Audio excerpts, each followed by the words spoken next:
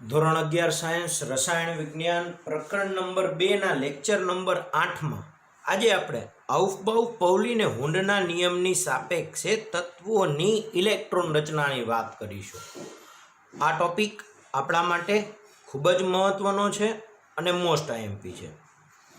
આઉફબાઉ Pauli ને હુન્ડના નિયમની સાપેક્ષે તો આપણને ખબર છે કે દરેક વૈજ્ઞાનિકે શું વાત કરી।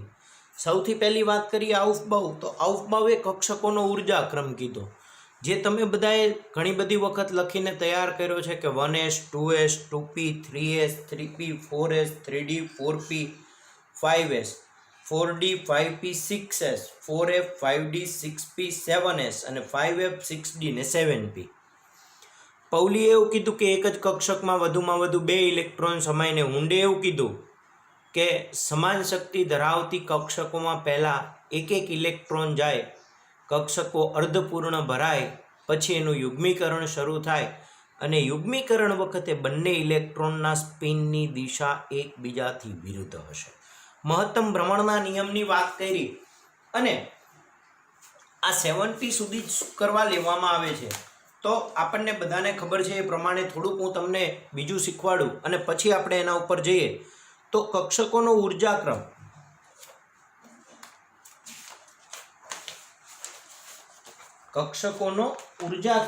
આપણને એવું કહે છે કે 1s, પછી આવે છે 2s, પછી 2p, પછી 3s, 3p, 4s, 3d, 4p, 5s,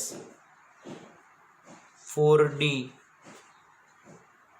5p, 6s, 4f, 5d, 6p અને 7s।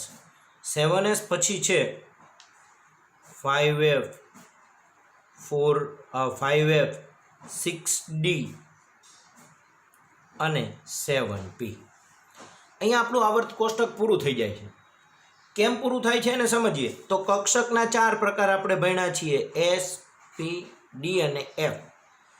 S પ્રકારની હંમેશા એક કક્ષક હોય, P પ્રકારની 3 હોય, D પ્રકારની 5 હોય ને F પ્રકારની 7 કક્ષક હોય।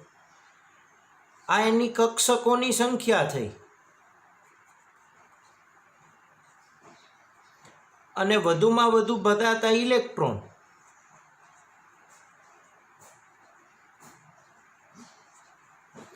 તો S પ્રકારની એક કક્ષક હોય એટલે વધુમાં વધુ 2 ઇલેક્ટ્રોન સમાય, કારણ કે એક કક્ષકમાં 2 ઇલેક્ટ્રોન સમાય। P પ્રકારની 3 છે તો 6 ઇલેક્ટ્રોન સમાશે, D પ્રકારની 5 છે તો 10 ઇલેક્ટ્રોન સમાશે અને F પ્રકારની 7 કક્ષક છે તો 14 ઇલેક્ટ્રોન સમાશે। હવે કોઈ પણ S હોય, 1s હોય, 2s હોય, 3s હોય, 4s હોય, પણ S હોય એટલે 2 ઇલેક્ટ્રોન સમાય। કોઈ પણ P હોય, 2p 3p 4p 5p, તો P હોય તો 6 ઇલેક્ટ્રોન સમાય, D હોય તો 10 ઇલેક્ટ્રોન સમાય ને F હોય તો 14 ઇલેક્ટ્રોન સમાય। હવે એની સાપેક્ષે જો આપણે વિચારીએ તો દરેક કક્ષકમાં વધુમાં વધુ કેટલા ઇલેક્ટ્રોન સમાઈ શકે એ હું અહીંયા લખું। તો જો 1s છે તો એમાં વધુમાં વધુ 2 ઇલેક્ટ્રોન સમાય, 1s માં વધુમાં વધુ 2 ઇલેક્ટ્રોન સમાય। 2s ની વાત કરીએ તો એમાં પણ 2 ઇલેક્ટ્રોન સમાય, 2p p આવી એટલે 6 સમાય, પછી આમાં 2 સમાય, પછી આમાં 6 સમાય, પછી પાછા 2। હવે D પ્રકારની આવી એટલે 10 ઇલેક્ટ્રોન સમાય, P પ્રકારની આવી તો 6 ઇલેક્ટ્રોન સમાય, આમાં 2 ઇલેક્ટ્રોન સમાય, આમાં 10 ઇલેક્ટ્રોન। આ P પ્રકારની એટલે 6 ઇલેક્ટ્રોન, પછી 6s S પ્રકારની આવી એટલે 2 ઇલેક્ટ્રોન, 4f જો F પ્રકારની આવી એટલે 14 ઇલેક્ટ્રોન સમાય, 5d D પ્રકારની આવી એટલે 10 ઇલેક્ટ્રોન સમાય, 6p P પ્રકારની આવી એટલે 6 ઇલેક્ટ્રોન સમાય, 7s S પ્રકારની આવી એટલે 2 ઇલેક્ટ્રોન સમાય, 5f F પ્રકારની આવી એટલે પાછા 14 ઇલેક્ટ્રોન સમાય, 6d D પ્રકારની આવી એટલે વળી પાછા 10 ઇલેક્ટ્રોન સમાય અને 7p P પ્રકારની આવી એટલે 6 ઇલેક્ટ્રોન સમાય। હવે માનો કે કોઈ તત્વ પાસે 22 ઇલેક્ટ્રોન છે. આપણે એવું વિચારીએ કે તત્વનો પરમાણુ ક્રમાંક 22 છે તો એના ઇલેક્ટ્રોન પણ 22 થશે. તો 22 કઈ રીતે ભરાશે? તો પહેલા બે આમાં, પછી બે આમાં, એટલે 2 ને 2 4, 4 ને પછી 6 10, 10 ને 2 12, 12 ને 6 18, 18 ને 2 20. હવે 20 ઇલેક્ટ્રોન ગયા પછી 2 વધ્યા એટલે 3D માં 2 ઇલેક્ટ્રોન જશે. 23મોય 3D, 24મોય 3D, 25મોય 3D, એટલે ટૂંકમાં 3D માં 2 ઇલેક્ટ્રોન સુધી 22 તત્વ સુધી હશે. હવે માનો કે આપણે કન્ટિન્યુ બધાય ગણી લઈએ તો 2 ને 2 4, 4 ને 6 10, 10 ને 2 12, 12 ને 6 18, 18 ને 2 20, 20 ને 10 30, 30 ને 6 36, 36 ને 2 38, 38 ને 10 48, 48 ને 6 54, 54 ને 2 56, 56 ને 14, એટલે કેટલા થાય? 70, 70 ને 10 80, 80 ને 8 86, 86 ને 2 88, 88 ને 14 88 અને 10 એટલે 98 ને 4 એટલે 102, 102 ને 10 એટલે 112 અને 112 ને 6 એટલે 118. અહીંયા સુધી ભરાય તો 118 ઇલેક્ટ્રોન સુધી આવી જાય. અને આવર્ત કોષ્ટકમાં તત્વો જ 118 છે એટલે અહીંયા સુધી સમાય. એના પછી 8s અને એ બધી કક્ષકોની જરૂર પડતી નથી. એટલે આપણે 118 સુધીના તત્વો હોવાથી જ આપણે 7p સુધીની જરૂરિયાત છે. અને આવર્ત કોષ્ટક છે એ અહીંયા પૂરું થાય છે. આ ઉપરાંત નિષ્ક્રિય તત્વના પરમાણુ ક્રમાંક છે એ તમારે બધાએ યાદ રાખવાના છે. નિષ્ક્રિય તત્વના પરમાણુ ક્રમાંકમાં 2, 10, 18, 36, 54 અને 86. ફરીથી આ 6 નંબરને હંમેશા યાદ રાખીએ. 2, 10, 18, 36, 54 ને 86. 2, 10, 18, 36, 54 અને 86 આ બધા છે એ નિષ્ક્રિય તત્વ છે. 2 વાળું એટલે હિલિયમ, પછી નિયોન, પછી આર્ગોન, ક્રિપ્ટોન, ઝેનોન અને radon. Helium, neon, argon, krypton, xenon અને રેડોન જેના પરમાણુ ક્રમાંક અનુક્રમે 2, 10, 18, 36, 54 અને 86 છે. આ પરમાણુ ક્રમાંક ધરાવતા તત્વો નિષ્ક્રિય ઇલેક્ટ્રોન રચના ધરાવે છે. અને આ બધામાં આને એકને બાદ કરો ને એટલે બધામાં p કક્ષક પૂરી થાય છે. જેને આપણે આવર્ત કોષ્ટક સમજીશું. જ્યારે રૂબરૂ મળીશું હું તમને આવર્ત કોષ્ટક દોરાવીશ ત્યારે આપણે એની સાપેક્ષે આની વાત બહુ જ સરળતાથી ને વ્યવસ્થિત રીતે સમજી જઈશું. અત્યાર પૂરતી આપણે ઇલેક્ટ્રોન રચનાને યાદ રાખીએ તો આ વસ્તુને યાદ રાખીએ અને આપણે સમજતા જઈએ તો હવે આ જ ક્રમ, અવફબાવનો ક્રમ મેં અહીંયા લખ્યો છે કે જેથી કરીને ઇલેક્ટ્રોન રચના વખતે આપણે દરેક જગ્યાએ જોવા ન જવું પડે અને આપણે સરળતાથી એને યાદ રાખી શકીએ.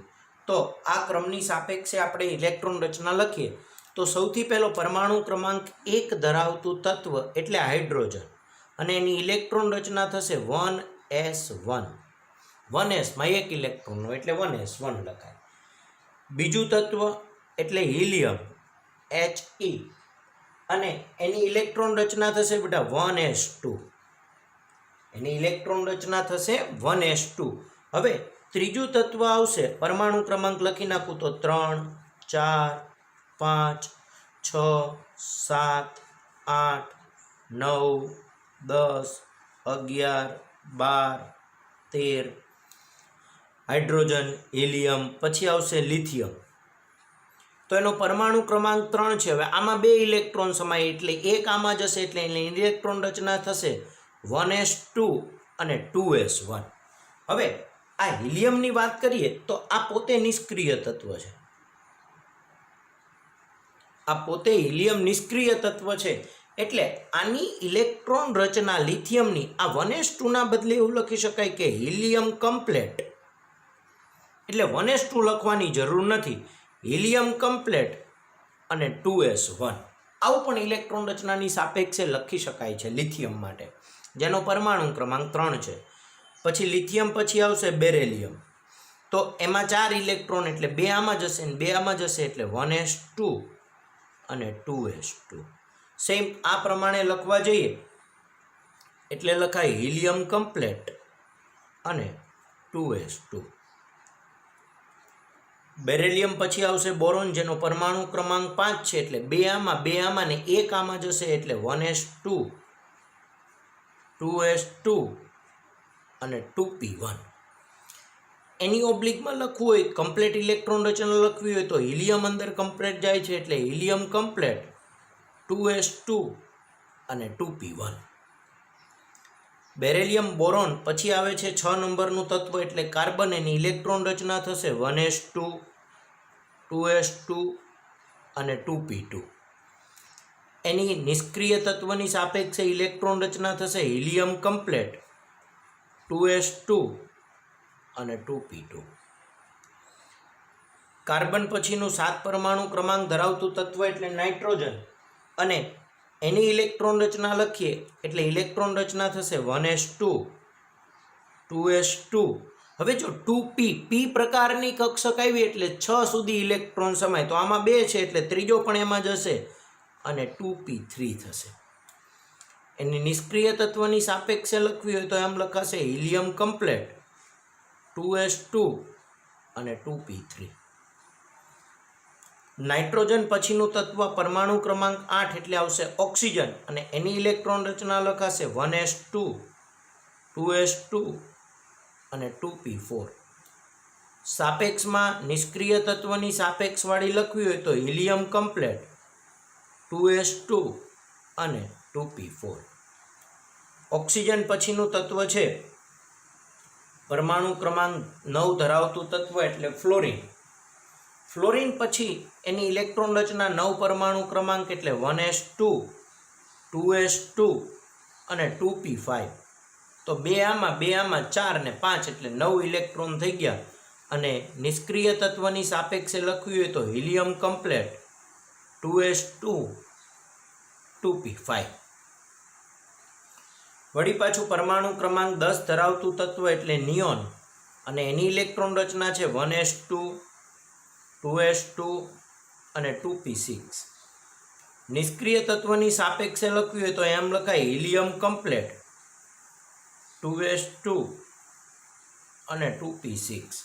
આ પણ પોતે એક નિષ્ક્રિય તત્વ છે.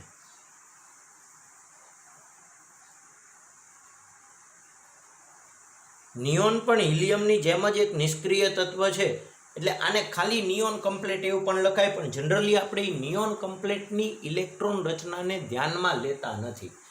એટલે આપણે હિલિયમ કમ્પ્લેટ 2s2, 2p6 લખી શકીએ તો આ 2pમાં 6 ઇલેક્ટ્રોન ભરાઈ ગયા. હવે વળી પાછા 3sમાં જશે એટલે પરમાણુ ક્રમાંક 11 ધરાવતું તત્વ સોડિયમ Na, અને એની ઇલેક્ટ્રોન રચના જો કન્ટિન્યુ લખવી હશે પહેલેથી તો એવું લખાશે કે 1s2, 2s2, 2p6 અને 3s1. 2pમાં 6 સુધી 10 ઇલેક્ટ્રોન થયા, 2 ને 2 4, 4 ને 6 10, અને 3s નો 1 એટલે 11 ઇલેક્ટ્રોન થઈ ગયા.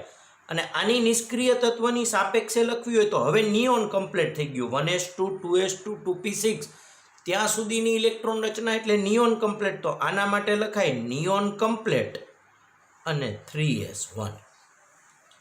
એની પહેલાનું નિષ્ક્રિય તત્વ હોય વિચારવામાં આવે એટલે પરમાણુ ક્રમાંક 10 હતો તો એની પહેલાનું નિષ્ક્રિય તત્વ એટલે 11ની ઇલેક્ટ્રોન રચના હતી એટલે 10 નિષ્ક્રિય તત્વ એટલે 10 કમ્પ્લીટ લખી નાખ્યું, ને પછીની ઇલેક્ટ્રોન રચના દર્શાવી એ 10 કમ્પ્લીટ પછી 3s1 થશે. સોડિયમ પછી પરમાણુ ક્રમાંક 12 ધરાવતું તત્વ એટલે મેગ્નેશિયમ Mg. એની ઇલેક્ટ્રોન રચના થશે 1s2, 2s2, 2p6 અને 3s2. એને કમ્પ્લેટ પ્રમાણે લખીએ તો નિયોન કમ્પ્લેટ 3s2. આવી ઇલેક્ટ્રોન રચના એ મેગ્નેશિયમની થશે. મેગ્નેશિયમ પછી પરમાણુ ક્રમાંક 13 ધરાવતું તત્વ એટલે કે એલ્યુમિનિયમ Al. હવે તત્વની સંજ્ઞા લખતી વખતે પહેલો અક્ષર કેપિટલ છે અને બીજો અક્ષર સ્મોલ છે. આ વાતને ક્યારેય ભૂલો નહીં. જો Li તો L capital, I small, BE B capital, E small. ક્યારેય કેપિટલ સ્મોલમાં ભૂલ ન કરો. Na એટલે સોડિયમને Ne લખો તો નિયોન થઈ જાય. એટલે ક્યારેય આ બેમાંય મિસ્ટેક ન થાય એનું ધ્યાન રાખીએ. MgAl તો એલ્યુમિનિયમ પરમાણુ ક્રમાંક 13 એટલે 2 2 4 ને 6 10 10 ને 2 12 ને 1 3p માં જશે એટલે ઇલેક્ટ્રોન રચના લખાશે એની 1s2 2s2 2p6 3s2 અને 3p1. 3s માં બે જ ઇલેક્ટ્રોન સમાય. s પ્રકારની કક્ષક છે એટલે બે ભરાઈ ગયા એટલે એના પછીની કક્ષક એટલે 3p માં એક ઇલેક્ટ્રોન ગયો તો એને નિષ્ક્રિય તત્વની સાપેક્ષે લખવી હોય તો એવું લખાશે કે નિયોન કમ્પ્લેટ. અહીંયા સુધી નિયોન કમ્પ્લેટ આવ્યું એટલે 3s2 અને 3p1. પછી સેમ અહીંયા લખીએ તો 14 15 16 17 18 19 20 21 22 23 24 26 27 28 29 ને 30. તો આમ લખ્યું એની સાપેક્ષે જ આપણે લખી નાખીએ કે પહેલા પરમાણુ ક્રમાંક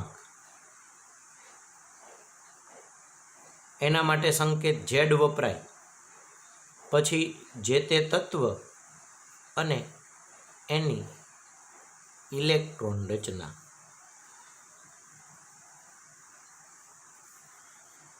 તો એની ઇલેક્ટ્રોન રચના માટે 13 પરમાણુ ક્રમાંક સુધી લખ્યું એટલે હું અહીંયા 14 થી પહેલા પરમાણુ ક્રમાંક લખી નાખું. તમારે આરે લખવાના 14 15 16 17 18 19 20 21 22 23 24 25 26 27 28 29 અને 30. આ 30 સુધીના પરમાણુ ક્રમાંક ધરાવતા તત્વ અને એની ઇલેક્ટ્રોન રચના તમારે બધાએ ખાસ યાદ રાખવાની છે. આ ઇલેક્ટ્રોન રચના ફરજિયાત તમારે બધાએ 2 વાર લખવાની, 3 વાર લખવાની, યાદ રહેવી જોઈએ, પરફેક્ટ યાદ હોવી જોઈએ. તો પરમાણુ ક્રમાંક 14 ધરાવતું તત્વ એટલે કે એલ્યુમિનિયમ, પછી આવશે સિલિકોન. સિલિકોન માટે સંજ્ઞા લખાય Si.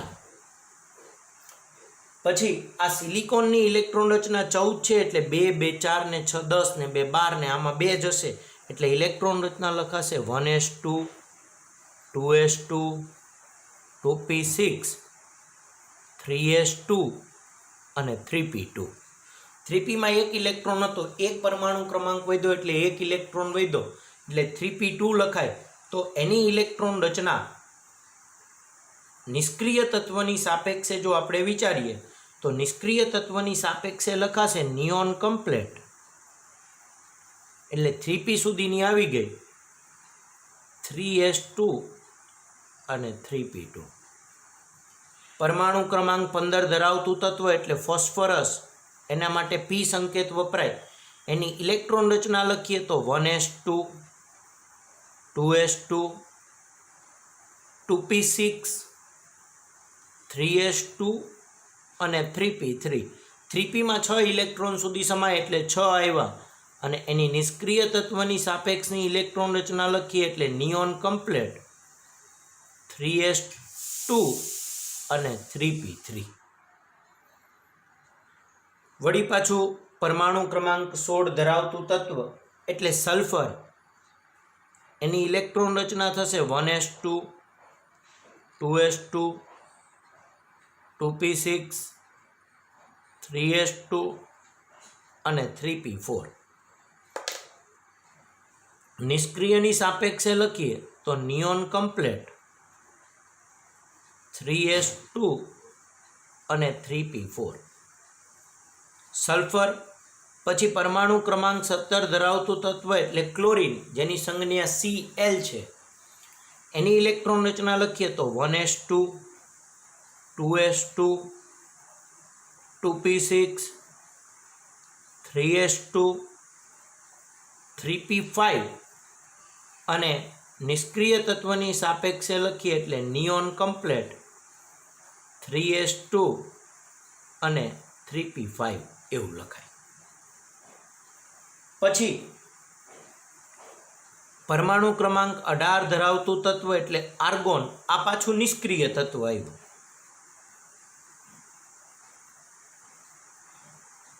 નિષ્ક્રિય તત્વ આપણને ખબર છે સમૂહ 18નું તત્વ P6 ઇલેક્ટ્રોન રચના, તો આમાંય P6 આવશે એટલે 1s2 2s2 2p6 3s2 અને 3p6 એટલે 3pમાં 6 ઇલેક્ટ્રોન આવ્યા અને એની સાપેક્ષે જ્યારે આપણે નિષ્ક્રિય તત્વની ઇલેક્ટ્રોન રચનાથી લખીએ તો લખાશે નિયોન કમ્પ્લેટ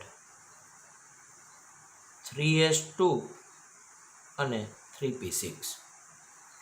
વળી પાછું પરમાણુ ક્રમાંક 19 ધરાવતું તત્વ એટલે પોટેશિયમ અને એના માટેની સંજ્ઞા K. હવે જો 3pમાં 6 ઇલેક્ટ્રોન ભરાઈ ગયા એટલે 4sમાં 1 જશે. એની ફૂલ ઇલેક્ટ્રોન રચના લખવી હોય તો 1s2 2s2 2p6 3s2 3p6 અને 4s1. 3pમાં 6 ઇલેક્ટ્રોન આવ્યા એટલે હવે 4sમાં જશે એટલે 4sમાં 1 ઇલેક્ટ્રોન રચના સુધી લખાય. અને એની ઇલેક્ટ્રોન રચના નિષ્ક્રિય તત્વની સાપેક્ષે લખવી હોય તો 3p6 સુધી એટલે આર્ગોન કમ્પ્લીટ થઈ ગયું. Argon complete 4s1. Argon complete 4s1 લખાય. પછી પરમાણુ ક્રમાંક 20 ધરાવતું તત્વ એટલે કે કેલ્શિયમ Ca સંજ્ઞા વપરાય. જો ખાલી C એટલે કાર્બન કહેવાય, પણ Ca લખો તો કેલ્શિયમ કહેવાય ને Cl લખો તો ક્લોરીન કહેવાય. એટલે આ બધા તત્વોની અંદર એની સંજ્ઞા લખવામાં ભૂલ ન થાય એનું ખાસ ધ્યાન રાખીએ. અને ઇલેક્ટ્રોન રચના લખીએ તો 1s2 2s2 2p6 3s2 3p6 અને 4s2. નિષ્ક્રિય તત્વની સાપેક્ષે ઇલેક્ટ્રોન રચના લખો તો લખાય આર્ગોન કમ્પ્લેટ અને 4s2. પોટેશિયમ કેલ્શિયમ પછીનું તત્વ એટલે આવશે સ્કેનેડિયમ, જેનો પરમાણુ ક્રમાંક 21 છે. આ 21 થી 30 સુધીના તત્વો તમારે ખાસ યાદ રાખવાના છે. ધોરણ 10 સુધીમાં તમે કદાચ કેલ્શિયમ સુધી યાદ રાખ્યા હશે. મેં તમને કીધું હતું કે આ બધા જ તત્વોને લખીને કાગળમાં દિવાલ ઉપર લગાવી દો, રોજ એને વાંચે રાખો તો તમારે તકલીફ નહીં પડે. તો પરમાણુ ક્રમાંક 21 ધરાવતું તત્વ એટલે સ્કેનેડિયમ અને એની ઇલેક્ટ્રોન રચના થશે. હવે 4s ભરાઈ ગયું એટલે 3dમાં જશે એટલે ઇલેક્ટ્રોન રચના લખાશે 1s2 2s2 2p6 3s2 3p6 4s2 અને 3d1. નિષ્ક્રિય તત્વની સાપેક્ષની એની ઇલેક્ટ્રોન રચના લખવી હોય તો લખાય આર્ગોન કમ્પ્લેટ 4s2 અને 3d1. આર્ગોન કમ્પ્લેટ 4s2 અને 3d1. 22મું તત્વ સ્કેનેડિયમ પછી આવશે ટિટાનિયમ Ti. ટિટેનિયમ એની ઇલેક્ટ્રોન રચનાની વાત કરીએ તો 3dમાં 2 ઇલેક્ટ્રોન જાય એટલે ઇલેક્ટ્રોન રચના લખાશે 1s2 2s2 2p6 3s2 3p6 4s2 અને 3d2. નિષ્ક્રિય તત્વની સાપેક્ષે ઇલેક્ટ્રોન રચના લખવી હોય તો લખાશે આર્ગોન કમ્પ્લેટ 4s2 અને 3d2. સ્કેનેડિયમ ટિટેનિયમ પછી આવશે વેનેડિયમ અને એના માટેનો સંકેત V. એની ઇલેક્ટ્રોન રચના છે 1s2 2s2 2p6 3s2 3p6 4s2 અને 3d3. નિષ્ક્રિય તત્વની સાપેક્ષે ઇલેક્ટ્રોન રચના લખીએ તો લખાશે આર્ગોન કમ્પ્લેટ 4s2 અને 3d3. હવે એના પછીનું તત્વ છે પરમાણુ ક્રમાંક 24 ધરાવતું તત્વ એટલે સ્કેનેડિયમ ટિટેનિયમ વેનેડિયમ અને ક્રોમિયમનો સંકેત થાય Cr. Cr માટે ઇલેક્ટ્રોન રચના ખાસ વિચારવા જેવી. એમાં પૂર્ણ અને અર્ધપૂર્ણ કક્ષકોની સાપેક્ષે ઇલેક્ટ્રોન રચના લખાય. હવે આની સાપેક્ષે આપણે અહીંયા જોઈએ ને સમજીએ તો 4s2 ને 3d4 લખીએ. સમજો આમાં એક ઇલેક્ટ્રોન ઉમેરીએ તો એની ઇલેક્ટ્રોન રચના થશે ક્રોમિયમની 1s2 2s2 2p6 3s2 3p6 4s2 અને 3d4. આપણે અહીંયા વિચારીએ એ પ્રમાણે હવે આ તો નિષ્ક્રિય થયો એટલે એને લખીએ આર્ગોન કમ્પ્લેટ 4s2 અને 3d4. હવે સમજો આ 4sમાં 2 ઇલેક્ટ્રોન એટલે 4s એસ પ્રકારની કક્ષક છે એટલે એક કક્ષક આવે ને એમાં 2 ઇલેક્ટ્રોન. હવે ડી પ્રકારની છે આપણને ખબર છે કે 5 કક્ષક હોય 1 2 3 4 અને 5. એમાં 4 ઇલેક્ટ્રોન 1 2 3 અને 4. તો આ કક્ષક છે એ પૂર્ણ થઈ અને આમાં 4 ઇલેક્ટ્રોન છે એટલે આને અપૂર્ણ કહેવાય. પણ જો આનો એક ઇલેક્ટ્રોન આમાં જતો રહે અને ઇલેક્ટ્રોન રચના આમ લખીએ કે આર્ગોન કમ્પ્લેટ 4s1 અને 3d5. આનો એક ઇલેક્ટ્રોન આમાં જતો રહે તો 4s1 3d5 જો લખીએ તો 4s પણ 1 હોય અને 3d કક્ષક આપણને બધાને ખબર છે 5 હોય 1 2 3 4 અને 5. તો 4sમાં 1 ઇલેક્ટ્રોન અને 3dમાં 5 ઇલેક્ટ્રોન એટલે પાંચેય કક્ષકમાં 1 ઇલેક્ટ્રોન. હવે આમાં 2 ઇલેક્ટ્રોન સમાઈને 1 ઇલેક્ટ્રોન છે એટલે આને અર્ધપૂર્ણ કહેવાય. સેમ આમાં 10 ઇલેક્ટ્રોન સમાઈને પાંચેય કક્ષકમાં 1 ઇલેક્ટ્રોન છે એટલે આને પણ અર્ધપૂર્ણ કહેવાય. તો આ ઇલેક્ટ્રોન રચનાની બદલે જો આ ઇલેક્ટ્રોન રચના લખવામાં આવે તો આ ઇલેક્ટ્રોન રચનામાં પૂર્ણ અને અપૂર્ણ કક્ષકો થાય છે. પણ આ ઇલેક્ટ્રોન રચનામાં બંને કક્ષકો અર્ધપૂર્ણ થાય છે ને અર્ધપૂર્ણ ભરાયેલી કક્ષકોની સ્થિરતા આના કરતાં વધારે હોય છે.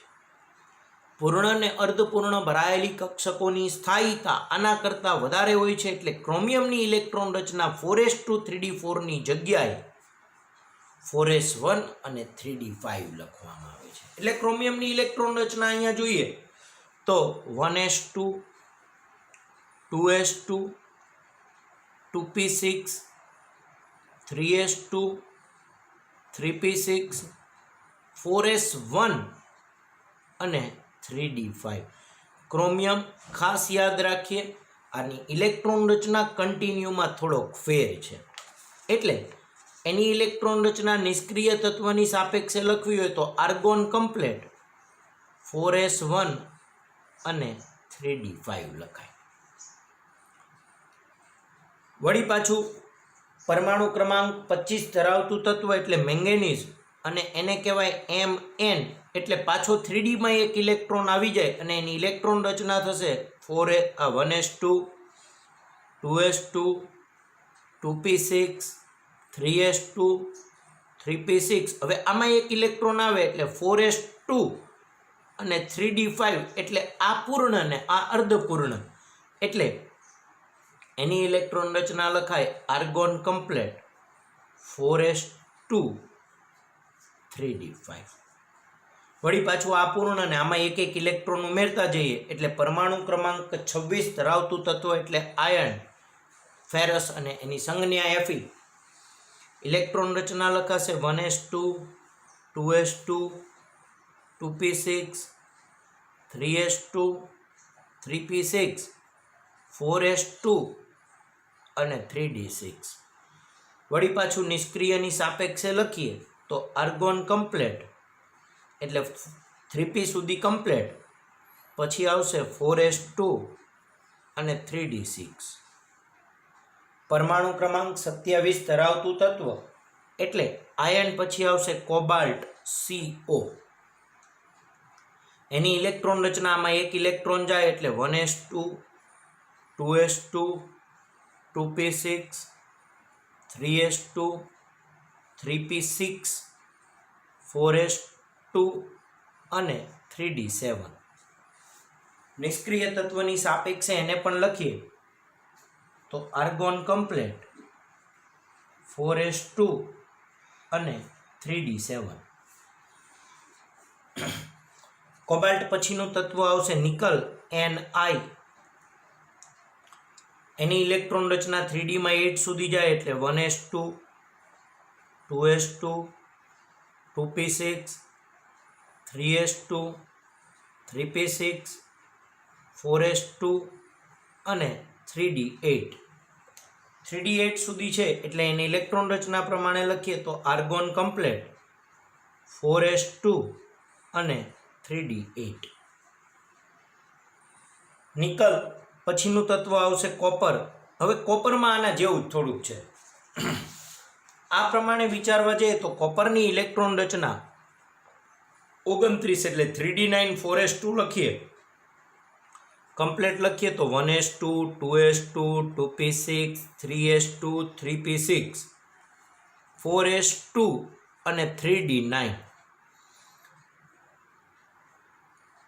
નિષ્ક્રિય તત્વ પ્રમાણે લખીએ તો આટલે સુધી આર્ગોન કમ્પ્લેટ 4s2 અને 3d9. હવે 4s વાળી એક કક્ષક અને 3d વાળી 5, 1 2 3 4 અને 5. તો આમાં 2 ઇલેક્ટ્રોન અને આમાં 9 એટલે 1 2 3 4 5. પછી યુગ્મીકરણ શરૂ થાય એટલે 6 7 8 અને 9. તો આમાં 10 સમય 9 છે એટલે આ કક્ષકને અપૂર્ણ કહેવાય. આમાં 2 સમય 2 છે એટલે આ કક્ષકને પૂર્ણ કહેવાય. હવે એક ઇલેક્ટ્રોન આનો આમાં જતો રહે તો માનો કે આવું લખીએ કે આર્ગોન કમ્પ્લેટ અને 4s1 અને 3d10. તો 4s માં એક ઇલેક્ટ્રોન 1 2 3 4 અને 5 અને 3d માં 10 1 2 3 4 5 6 7 8 9 અને 10. તો આ કક્ષક પૂર્ણ થઈ ગઈ અને આ કક્ષક અર્ધપૂર્ણ થઈ. તો અહીંયા પૂર્ણ ને અપૂર્ણ હતું, અહીંયા પૂર્ણ ને અર્ધપૂર્ણ આવ્યું એટલે અપૂર્ણ કરતાં અર્ધપૂર્ણ કક્ષકોની સ્થાયીતા વધારે હોય એટલે કોપરની ઇલેક્ટ્રોન રચના આના બદલે આ જોવા મળશે. એટલે ત્યાં આપણે 4s1 ને 3d10 લખીશું. તો કોપરની ઇલેક્ટ્રોન રચનામાં 4s1 3d10 આવશે એટલે આ ઇલેક્ટ્રોન રચનાને ખાસ ધ્યાન રાખવા જેવી 1s2 2s2 2p6 3s2 3p6 4s1 અને 3d10. હવે 3d ને આગળ લખીએ ઘણી બધી વખત. અત્યારે એમનેમ લખીએ તો આર્ગોન કમ્પ્લેટ 4s1 અને 3d10 થાય. પછી પરમાણુ ક્રમાંક 30 ધરાવતું તત્વ એટલે ઝિંક, Zn અને એક ઇલેક્ટ્રોન આમાં આવે એટલે 1s2 2s2 2p6 3s2 3p6 4s2 અને 3d10. અને એને નિષ્ક્રિય તત્વની સાપેક્ષે લખીએ તો આર્ગોન કમ્પ્લેટ 4s2 અને 3d10 પ્રમાણેની ઇલેક્ટ્રોન રચના જોવા મળે. ક્રોમિયમ અને કોપર આ બે તત્વની ઇલેક્ટ્રોન રચનામાં આપણે વિચારીએ એ પ્રમાણે કરતાં થોડોક ફેર છે, જેનું કારણ અર્ધપૂર્ણ અને પૂર્ણ ભરાયેલી કક્ષકોની સ્થાયીતા છે, જે આપણે નેક્સ્ટ લેક્ચરમાં થોડુંક શીખીશું. એ સિવાય 1 થી 30 સુધીના તત્વોની બધી ઇલેક્ટ્રોન રચના, આ ક્રમ અને આ ઇલેક્ટ્રોન રચના બને એટલું વધારે વખત, મિનિમમ 2 વખત તો લખવાનું જ બધાય. 1 વખત ફેરબુકમાં, 1 વખત રફ બુકમાં, 2 થી 3 વખત લખી તૈયાર કરો ને આ ઇલેક્ટ્રોન રચનાને બને એટલી વધારે વખત લખવાનો પ્રયત્ન કરો.